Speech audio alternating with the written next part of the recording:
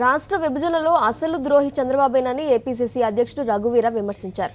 రాష్ట్ర విభజనపై చంద్రబాబు ఇతరులపై విమర్శలు చేయడం విడ్డూరంగా ఉందన్నారు. తెలంగాణలో టీడీపీ దుకాణం ఖాళీ అయినందున ఇప్పుడు నోరు పెంచుతున్నారని అన్నారు. పోలవరం ప్రాజెక్టుకు నిధులు, రాష్ట్రానికి ప్రత్యేక హోదా సాధించడంలో చంద్రబాబు విఫలమయ్యాడని అన్నారు. ప్రత్యేక హోదాపై ఢిల్లీ వెళ్లి పోరాడతామన్నారు. ద్రోహం చేసిన వాడు చంద్రబాబు ద్రోహి.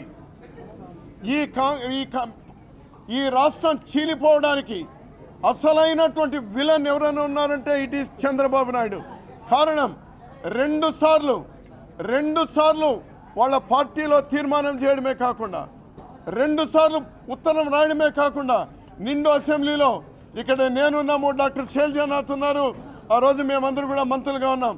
ఆ రోజు మీరు ఇస్తారా, మీ మెడలు వంచైనా కూడా తెలంగాణ రాష్ట్రాన్ని మేము ఇస్తాము అని చెప్పినటువంటి చంద్రబాబు నాయుడు గారు ఈరోజు మా గురించి మాట్లాడతారా? తెలంగాణలో ఏం చెప్తారు? ఈరోజు కూడా నా వల్లే వచ్చింది అంటా ఉన్నారు. అక్కడ దుకాణం ఎత్తిపోయింది కాబట్టి ఇప్పుడు నోరు పెగులుతా ఉంది.